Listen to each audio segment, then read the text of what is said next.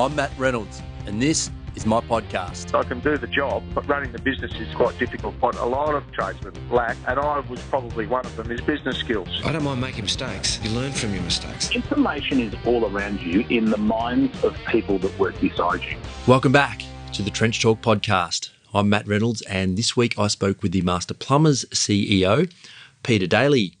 The idea of these discussions, for those of you joining us for the first time, is to go into the trenches of achievement and talk not with people who are orchestrating from some lofty perspective, but to those high performers who are actually in the trenches honing their craft. That has included guests from the worlds of business, sport and entertainment, all of whom are on the front lines doing amazing things. Peter is a civil engineer by trade and spent some 17 years at the RACV before joining the Master Plumbers earlier this year in 2018. The Master Plumbers is Australia's largest plumbing industry association and has been an industry leader for more than 125 years. It is a trusted source of information, advice and expertise for members, the industry, government and the wider community. The Master Plumbers has approximately 160 employees working across membership services, advocacy, training and staff solution businesses. It works closely with its strategic partners to help build an expert, committed and professional plumbing services industry. Peter himself is an executive with a proven ability to develop strategy, deliver stakeholder and membership value and communicate complex information. With more than 16 years of experience in senior leadership roles, he has a deep understanding of managing stakeholder expectations and reputations and a proven history of working successfully with boards, government and industry to build consensus around business and public policy outcomes.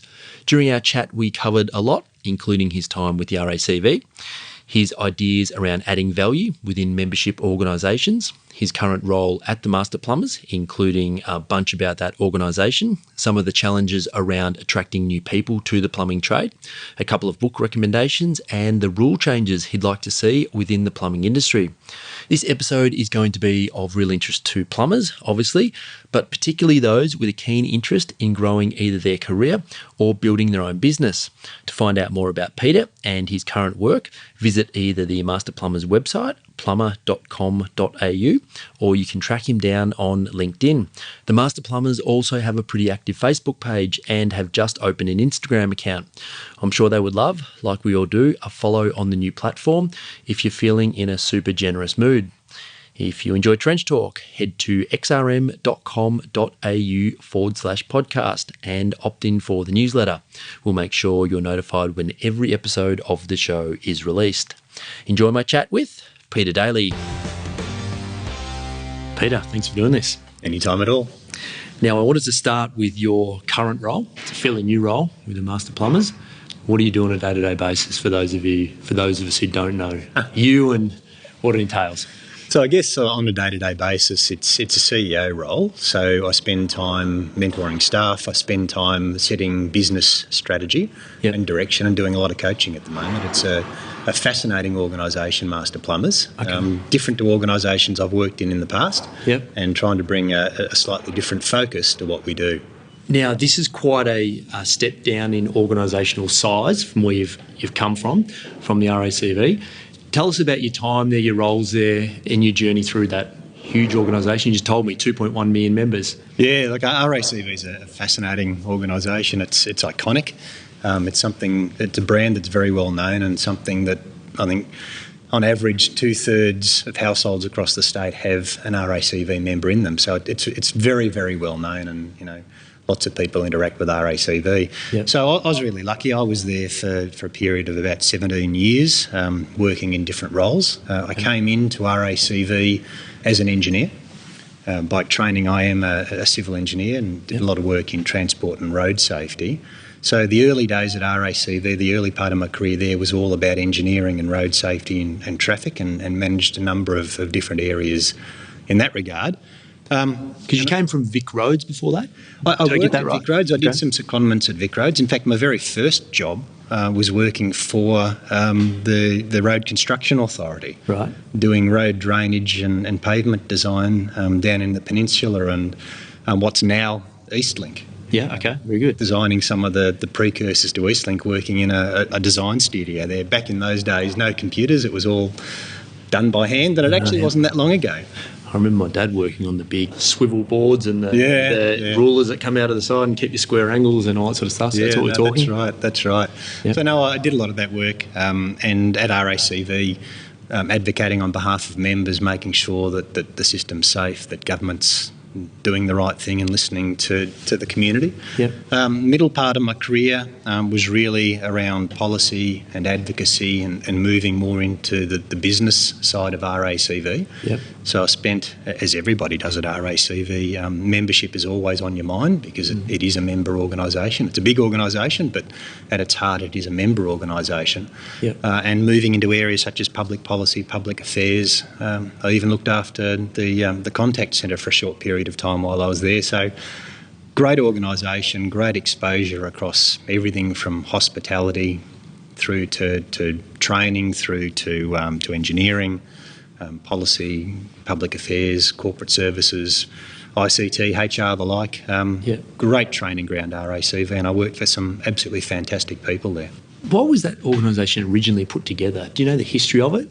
So RACV actually started as an organisation that was there to represent members' interests. So essentially it's a group of people get together. Yeah. They all put into, this is very broken down, put into a kitty, and they use that kitty to lobby for increases in levels of safety and roads and that sort of thing associated with the automotive industry. Have I got that in a very... No, very, very much so. And back in the day, this is when cars weren't commonplace. Yep. So it was advocating for the right of the motorist. And obviously it's moved more now into the home space and mobility and travel and leisure. Yep. But it started as an advocate for its members, who in those days were motorists, and has continued that proud tradition. And, lots of links that are very similar to Master Plumbers.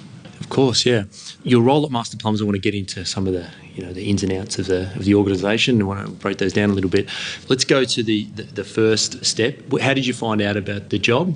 Talk us through that process, because I've heard whispers it was a bit of a lengthy process. I don't know that for sure, but reading between the lines, it was. I think I'd say it was. Any board has to make sure. Of course, they've got the right people, and it's a good fit for both the candidate and the organisation. So absolutely, I think it was a very good process, a robust process to go through. But how I found out about it, it came up through a conversation I had with someone, and there was a role that was advertised, and I went through the usual process in applying for it. And you came through, obviously, with flying colours. So, when did you start? March? Started in February, but we had a transition process with Ken as Ken was retiring. Yep. We were in a really fortunate position to do, probably one of the best practice handovers that I've had in my career, which was fantastic. I got to learn the ropes, to meet the people, to understand the business while Ken was still running it. So that, and I'm very grateful to Ken and the board for doing that. But yes, I took the reins just after the AGM in March. And what was it? I know normally people in senior management and the levels that you've sort of operated at, normally they look at an organisation, they can see that they can have their own influence on the organisation. They can see where it needs to be pushed, where it needs to go, and they've got their own ideas about some of the things that they could do to lift that. So what did you see initially? I saw an organisation which was incredibly passionate about its industry, passionate, knowledgeable, very deep in terms of its knowledge and its understanding of what was going on. And, that's in Victoria, but it's also nationally. And I guess that's what really attracted me to the industry. It's not an industry that I've worked directly in before. I've done a bit of design and drainage in the past in relation to roads, but not plumbing. I'm not a plumber. But it is an industry where it has a really strong technical component. It's an industry where change is happening. Yep. And it's one of these very few industries, I think, that is absolutely critical to public health and in fact underpins public health. And again, that's the link with engineering. Some of the greatest advances in public health have been through engineering and plumbing and to put it crudely, separating waste from drinking water. Yeah, well, it's a big part of our evolution as humans, right? Yeah, that's right. So that's sort of what the organisation is. So where's your idea for taking it moving forward? Well, I think very similar to many member associations, they always need to make sure that they understand why they exist. Yep. And you exist for members. Yes. You exist to be hopefully a very valued part of a member's life or business, and we have to make sure that we're always adding value, being relevant, and making membership meaningful to those who are Master Plumbers members. So plumbers that are involved, what does anyone get involved in a membership organisation? So if you just think about the maths, and I probably have this wrong, but if you've got 10 people all putting $10, surely the kitty's $100, right? So how does that organisation then take that $100 and send back $200, $20 each to each of its members? Yeah. Is there maths behind that? How does it work? Well, I think the first thing to understand, I guess, is that people join membership associations for different reasons. Of course. There used to be a time, going back many decades now, where joining a membership association was considered in some ways to be a rite of passage. Okay. That you learnt your trade, you learnt your profession, and you were accepted into the industry association as a sort of a mark of quality. And I guess in many member associations, that's still there with the grade of fellow. Okay. Particularly in the associations that are related more to professions.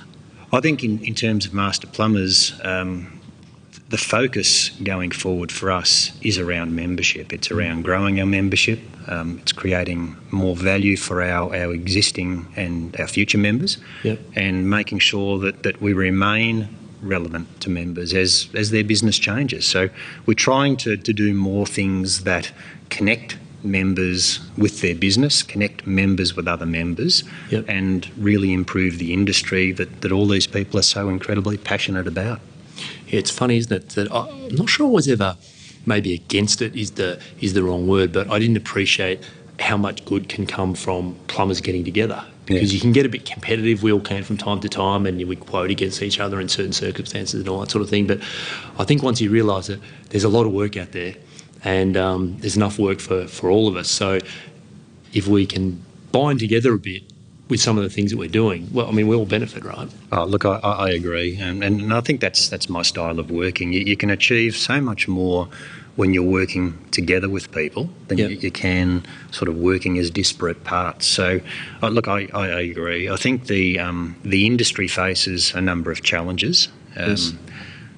When you're trying to either work in your business or work on your business, as well as work in or on your industry, that's an incredible commitment to make. I think the beauty and sometimes, I suppose, understated benefit of being a member of any membership association, particularly industry ones, is that those associations are working on your behalf to try to improve your industry.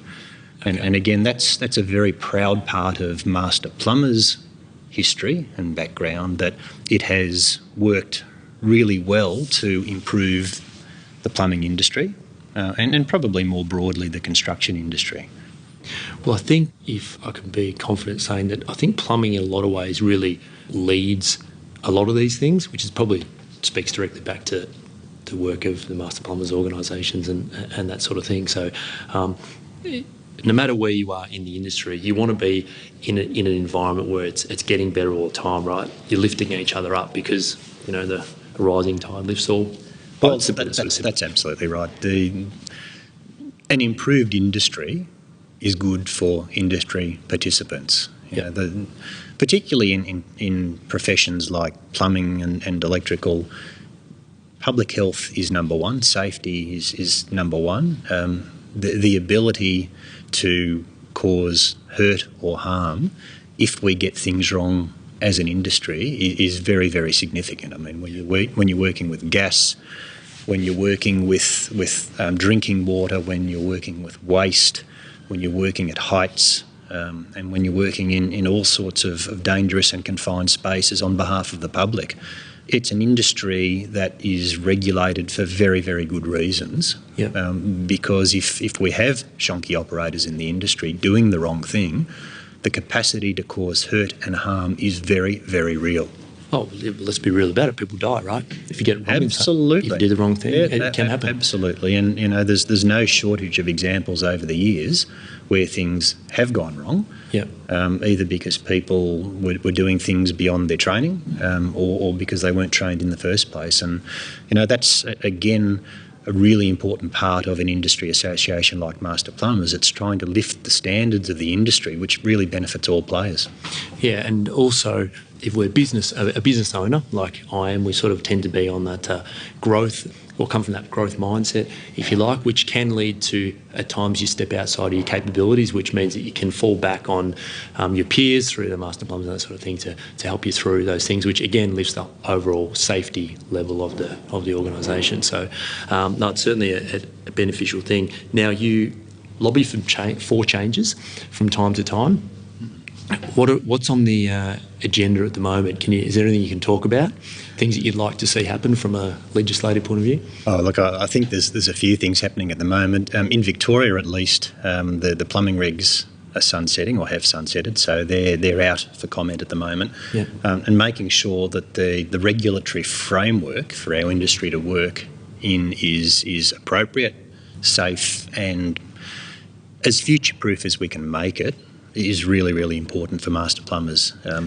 I guess, these regs are going to be around for a long time. Plumbing is changing and has changed. Everything from the techniques we use to join pipes through to how we run our businesses. It's all changing, and the regulatory framework needs to not just facilitate but enable plumbing businesses to be the best they can to serve their customers and clients and lift the standards of the entire industry. And I guess that's what we're focused on in terms of the regulatory framework. There's quite a lot of noise recently around off-site work. I know you're not a plumber specifically, but you probably know about it.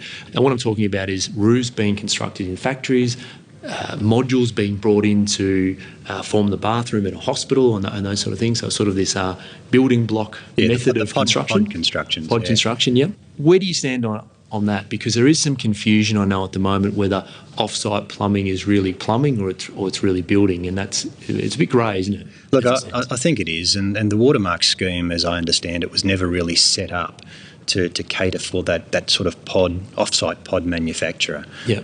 It causes all sorts of issues. I mean, if we get to the stage where we are importing whole bathrooms from overseas, never been seen by an Australian plumber, we don't know whether it's plumbed to Australian standards, whether it's compliant, whether it's safe, whether it's a risk. And once it's here and installed, and we're asking Australian plumbers to connect it up and take responsibility for it.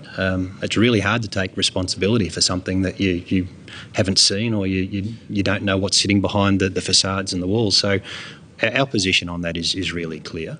We don't believe that Watermark was set up for that purpose, and we don't believe Watermark certification should be applied to pods.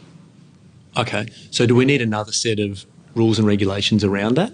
Well, there's a review going on at the moment by the federal government and the agency, so we'll await to see what the results from that are, but we're making our views very clear through our national association as well. Because I can't see any reason why that wouldn't actually, or the amount of things that are being imported partially or fully constructed, I can't see a reason why they wouldn't increase. Can you? I mean, no. As labour in Australia gets more expensive, we tend to look for cheaper labour, right, to put it bluntly. Look, we can, but I guess the trade-off with that is that the cheaper labour often means corners cut. Yeah, of course. Either in material or in workmanship. And, do we really want to be contributing to people being underpaid in other countries? So, it's not an argument, I don't think, about protectionism. It's an argument about making sure that what comes into the country is safe for Australian consumers. And a big part of that is compliant with the regulatory frameworks and the checks and balances that we've got in things like Watermark.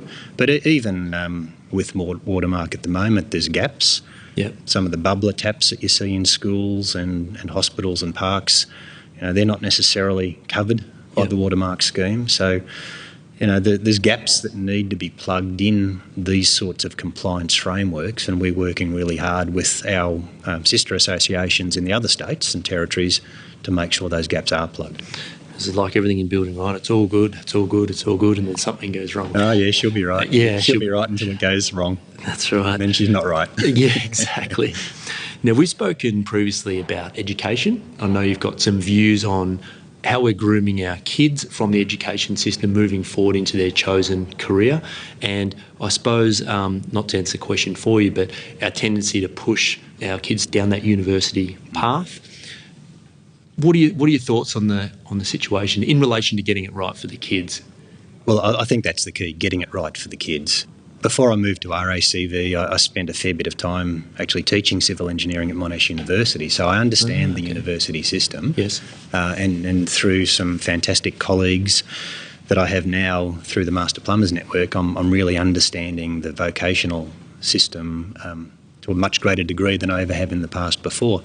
What it comes down to is about aptitude, I think. Some people, whether they're kids or whether they're more mature-aged and looking to change careers, probably have a natural aptitude for a different type of learning. So I think one of the concerns I would have is that, particularly with our younger people, if they are not given options about the different professions that they might head into, how do they know that they're making a good choice? I mean, the old adage is good choices are a function of how many options that you have to consider. Yeah. If we're pushing our kids just towards university, then there'll be a group of those who will thrive, and there'll be a group of those who probably won't thrive because it's either not an interest of theirs or that they'd be much better in what we used to call trades. So is it something that the Master Plumbers may look at in the future, actually sort of educating, I suppose where you get influence, 14, 15, 16, that's where you're probably really starting to make some choices that will affect the rest of your life, for good or for worse, I suppose. Is that something that you want to go in and actually let kids know that this is an option? Look, I think so, but the real challenge in doing that is you sort of have to join the queue, because just about every profession, from trade professions right through to medicine and engineering and the like, are all doing the same thing. Yeah.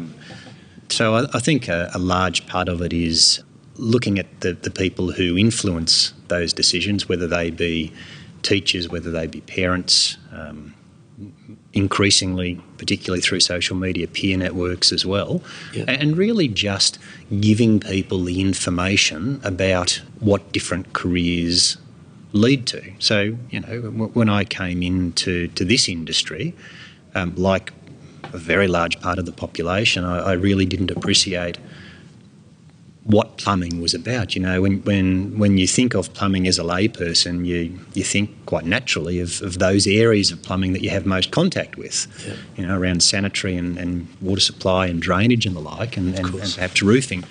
But, I hadn't realised that the very high-end, complex building environment systems were installed and in some cases designed by plumbers. So plumbing, I've found, is much more than what the layperson understands, and the real challenge is how you explain that to someone who's 14, 15 or a career teacher or a parent, when we've got the weight of history behind us that people's experience with plumbing is very, very different from that. So it's a challenge for the entire industry. Yeah. And that's not a challenge that we face alone. It's a challenge that many industries are facing as more and more tech gets built into day-to-day work.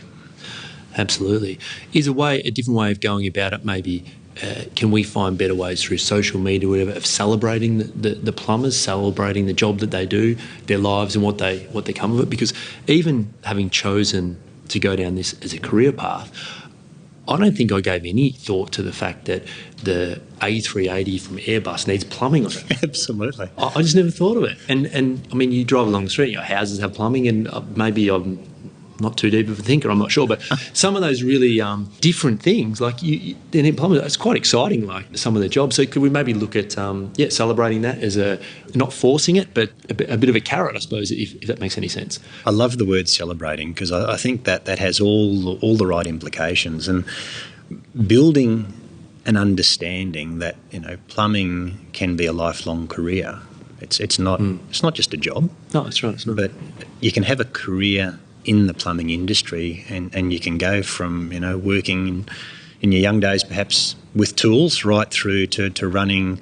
a big plumbing company and facing all the business challenges that go with that. Yeah. So I think that's exactly right. We need to better celebrate not just the achievements of plumbers, but celebrate the careers of plumbers and help people understand that where somebody is now may well be very different to how they started off. Yeah. And that whole journey that they undertook in going from school through to university or college and moving into the profession is something that is going to vary from person to person, but at the end of the day, everybody's different. Everybody can find something different in their job or their career or their pathway to celebrate, and we need to help them do that.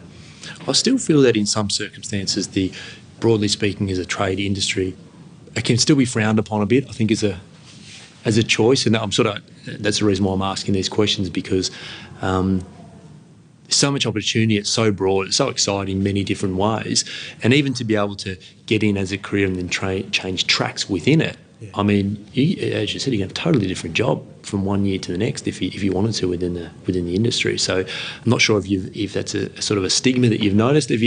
Do you think that's still a thing we need to deal with? I haven't noticed it personally, but in speaking to a whole stack of our members since I've started, then I think there really is that feel out there and it flows back to our earlier conversation around career paths and how people are sometimes pushed to a career path that may not be suitable for them. I guess at the core of it, plumbing is a really big industry. It's a diverse industry. It's a challenging industry. It's an exciting industry. You know, as you said, everything from A380s through to domestic plumbing. It's something that is high tech. Yeah. And being able to convey that to people who may be considering plumbing as a career choice, I think is really, really important. Yeah. And, plumbing, as I've seen it also, if you look at the people who are working in plumbing, there's quite a diversity of backgrounds, of ages, of cultural influences as well. And that's not something that you see in every profession. No, and we're certainly getting better, more vocal about sharing those particular stories as well. What surprised you most about your new role? There's got to be something that you, a month in, you thought, gee whiz, I didn't think I'd be doing that. I didn't think I'd see that. I think it comes back to the complexity of plumbing. As a layperson, I hadn't understood how broad the field of plumbing is, and understanding, going out and talking to members and visiting some of our members' businesses and seeing the work that they do and trying to understand the breadth of what they do. It just really opened my eyes to how big a challenge it is for Master Plumbers to truly represent the industry in depth and making sure that we're across all the challenges that our members face. But it's a good challenge. It's something that we will rise to.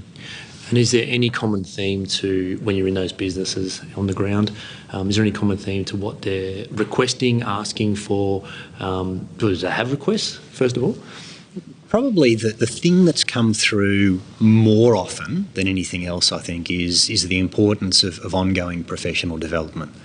So I think most people, in fact more than most, an overwhelming majority of people that I've spoken to all explain to me how plumbing is just changing, how it has changed over the past decade, how it's continuing to change, both in terms of what we do on the job and how we go about winning jobs and all the business processes and systems behind that. To me, what that means is that ongoing professional development is absolutely key to membership for Master Plumbers, making sure that our members have access to really good professional development and training so that they can keep up with changes in regulation, changes in product development, changes in systems and how systems are used is really, really important. Because if you want to be successful in any profession, if you want to run a successful business, you've got to know what your competitors are doing, and you've got to know where your industry's heading. And I think that is an absolutely vital role that Master Plumbers can play, that will make it relevant to members' lives. Yeah, there's an avalanche of changes that we're dealing with right now, and I can't say that it's not going to slow down. No, exactly not. It's not going to slow down. It's going to get worse. So we talked a lot about. We've just come from a breakfast, which, funnily enough, we both spoke at, and we talked a lot about technology and the changes. What do you see as the biggest hurdle for, let's say, a plumbing business owner? I think, in regards to technology, I think getting started. I mean, a lot of people are going to be familiar with technology, computers, laptops, and the like. Broadly speaking, word processing and email.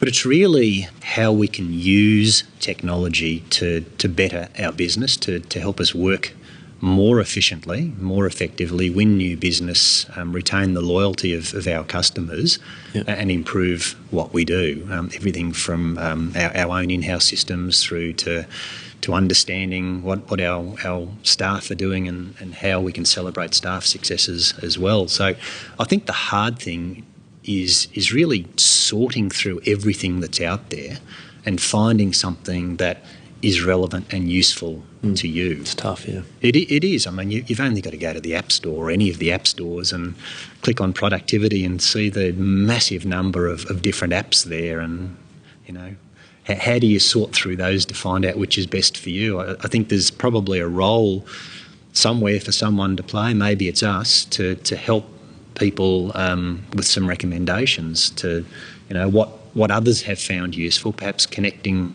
our members to other members or to peers that have found certain apps or certain technologies useful. And that was one of the things that we closed with in the panel session today, in trying to get a bit of advice from our expert speakers in how people can actually make a start and take that first step to going on this technology journey beyond laptops, beyond email, beyond the standard software that most would be familiar with. What's the next step to improve my business, to make what I do better, faster, more efficient, and create new business? Yeah, one of the guys just came up to me afterwards and said, I get it, we have to change now. We can't just sit around. So it's probably particularly important to come at everything with that inquisitive mind, right? Like the App Store, as you said, it's full of different apps, but I mean, unless you go through them, you could very well be shooting yourself in the foot just because you didn't know. We all know you don't know what you don't know. I mean, do you agree you've got to come at it from that constantly testing, constantly trying? I think so, yeah. Perspective? I'm a big fan of failing rapidly. Yep. I think being hesitant to try new things is something that business... You often see in business that people are hesitant or scared to make change because they're scared of failure. There's nothing wrong with failure. As long as you fail fast and you learn lessons from that, I think that's a really, really positive way forward. How do you apply that to apps? Well, a lot of them are free. Download them, try them. If you don't find them useful after a day or two, delete them. Yeah, I've had this conversation a number of times. Like, I went through the era of needing to invest, $10,000, $20,000, $30,000, whatever it is, on a server just to be able to test certain stuff, and you don't even know what's going to work. Yeah. Whereas now we're in an era where we're so blessed. We all own the hardware, we all got phones, we all have a computer or access to it if we're business owners, generally speaking. So it's just doing the work. It's just a time thing now, isn't it? All those barriers for entry in terms of cost are coming down. So I think maybe naturally there's going to be a lot more players come into that, I suppose, technology space. But as you said, the skill will be sifting through and find something that actually works for you, your clients, and I suppose the culture of your business. And I think a big part of it, peer-to-peer networks are really important. Asking mates, asking people who run similar businesses or in fact different businesses to what you run, what works for them is a really good way to move forward if you're unsure. Recommendations from people that you trust are always going to carry more weight than, whether it's got 3 stars or 3.5 stars on Google or the App Store. So I'd encourage people, try. I know it's not easy. When you've been working all day and you come home and, you have dinner, you put the kids to bed, you work on the accounts, you think about generating leads for your next job, and you get to bed at midnight and then you're up at 5 o'clock in the morning. I certainly don't underestimate the challenge, and it's easy to say try to make time to do this, But if you can't, then talk to your peers, find out what works for them, talk to the experts. You don't have to invest a lot of money in any of this, or in most cases you don't have to invest anything except your time. Yeah. See what works and learn quickly from that. Yeah, exactly. And I think don't underestimate that asking other people too, because it's incredible what some people will be willing to share if you make the time to ask, really. People are incredibly generous. That's the one thing I found across this industry is that people are incredibly generous in sharing their knowledge and sharing it selflessly. Yeah. And what I mean by that is not just sharing what worked for them, but sharing what didn't work for them, sharing their failures and what they learnt from that to help you not make the same mistakes. It's characteristic, I think, across our industry that people are very generous in that regard. Yeah, I couldn't agree more. If someone's listening to this and considering joining the Master Plumbers, I'll throw it open to give yourself a good plug, because that's what part of this is about. What can they expect as a member? As a member, you can expect that we will offer you a range of products, services and advice that are relevant to the work that you do. Okay. One of the things we're trying to do is to make sure we understand what it is that's important to members, what members need, what members want, and make sure that we have tailored our offering suitably towards that. I think Master Plumbers is there to improve the plumbing industry. That's one of the key objectives that we've always had over our 125-year plus history, and it's something that remains critical to what we're doing. You'll also see a stronger focus on membership and making sure that we're delivering what it is that you need as a member. And what's the most popular aspect of the membership? Is there something that absolutely everybody loves?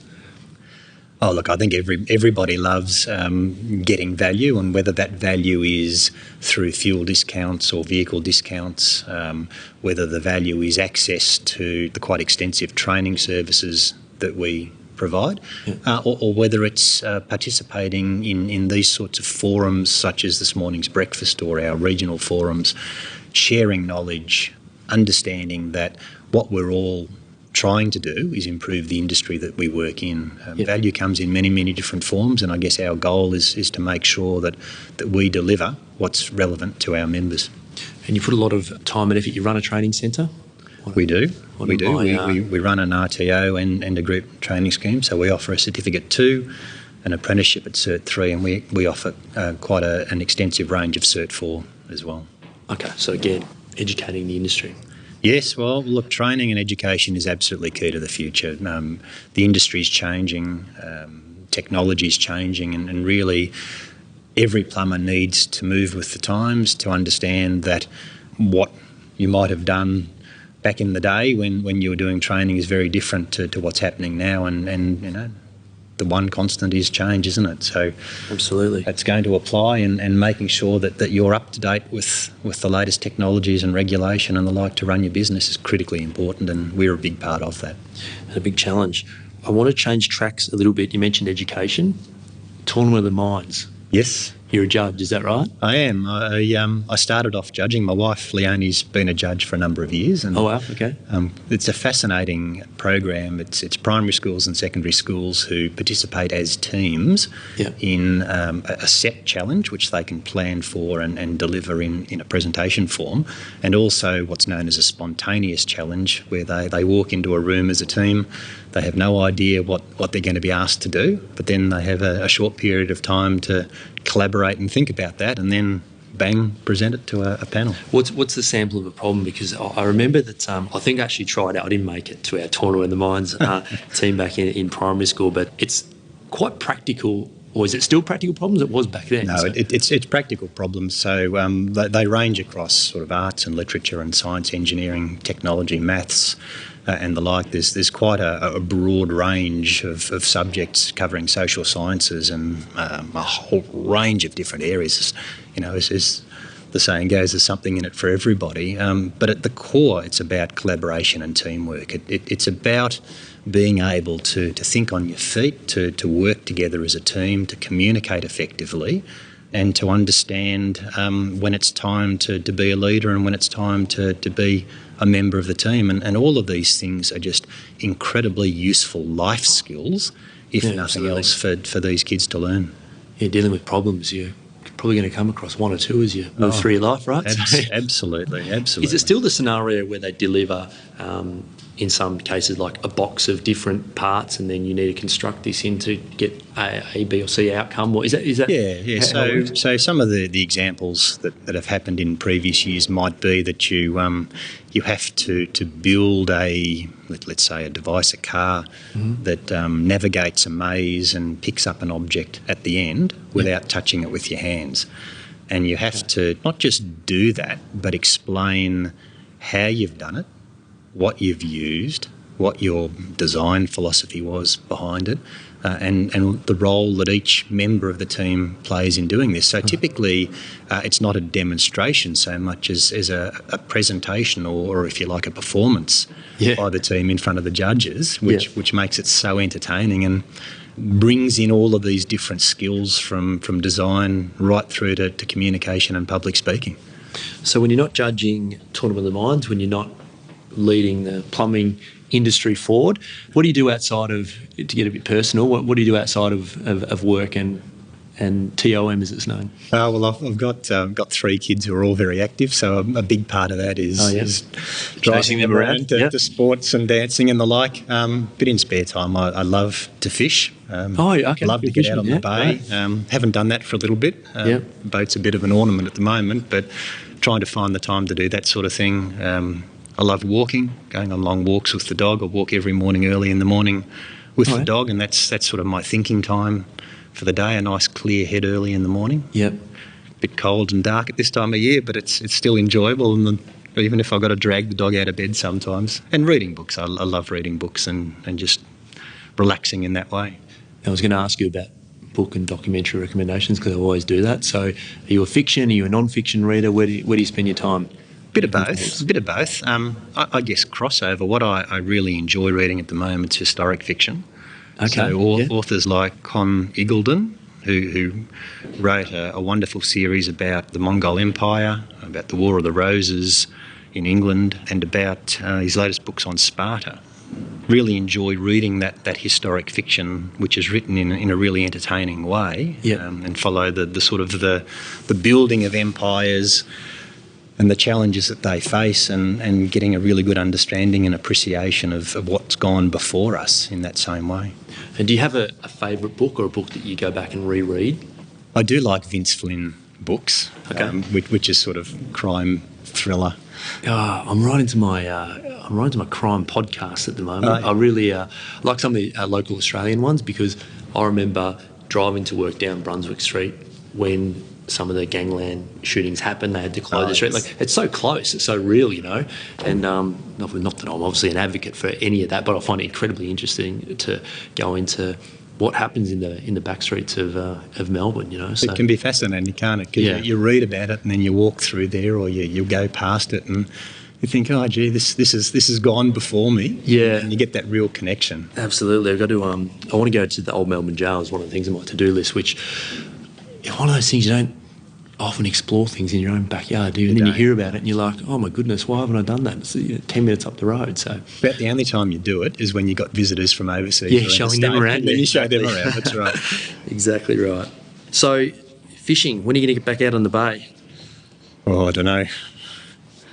Hopefully September and chase a few snapper. You're a snapper fisherman? I spent a lot of time growing up with my dad in fishing clubs and the like, chasing snapper in the bay, and I didn't mind the freshwater and trout and that sort of thing as well. So, and now my son, not to get too far off topic here, but is really starting to take to fishing as well. So it's a good bonding exercise. Oh, it is, and a good way of relaxing. Now, do you have any quotes, Peter, or business philosophies that you either like or attempt to live by? I think the one that probably resonates with me is one by Abraham Lincoln. Best way to predict the future is to create it. And I think very true. The reason it resonates is because it whether it's discussing careers with people, whether it's running a business, what we do know is that as things stand today, they'll be very different in 10 years' time, and you can either sit back and let things happen around you, or you can be part of the change yourself. We've seen lots of industries that have been disrupted by technology. Absolutely. Taxi industry is probably a good example of that. Well, if there's going to be disruption, you're better off being the disruptor than trying to respond to it. So that's why I like that quote so much. Yeah. Well, as we alluded to a little bit this morning in our discussions, that some of these changes are now happening so quickly that there's no way you're going to be on the front foot if you want to, be part of that future, as you said. So just I'm going to finish with this, Peter. I'm going to let you get back to your day, because I know in a new CEO role there's often a lot to do. Plenty of challenges. A question I ask everybody: if you could have one law changed or implemented, what would it be?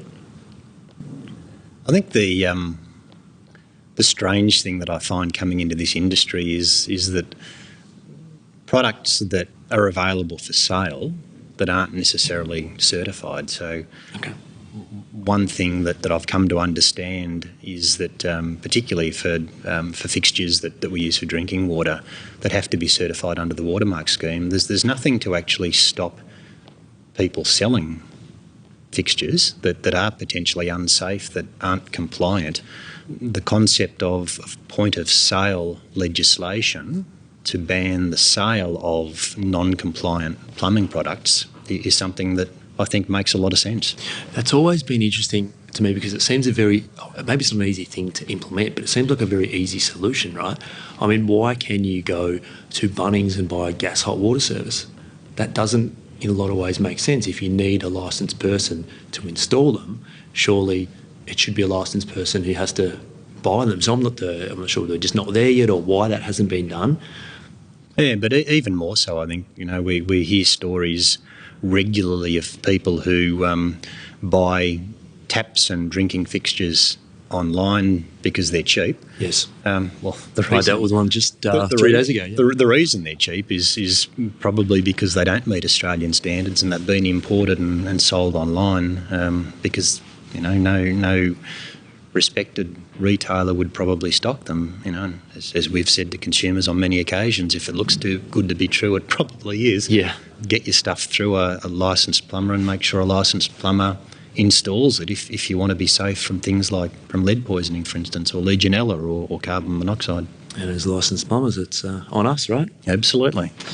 Anything else you want to add, Peter, and then we'll wrap it? No, all good. I appreciate the opportunity to have a chat. No problems. Thank you for your time. I look forward to seeing how the organisation continues to develop, add value to its members, and I think there's some really significant and key areas that I know that you're going to touch going forward, and keen to see how it plays out. So thank you very much. Thank you for the time. Hey everybody, it's Matt again. Thanks for listening. Just a couple of things before you guys clock off. You can get all Trench Talk episodes at xrm.com.au/podcast. You can also sign up for other goodies at the same site. Just plonk your email in there and you are covered. That's X for X-ray, R for Romeo, M for Mike.com.au/podcast. If you really like what I'm bringing you, please head to iTunes, subscribe to this show and leave a review right there.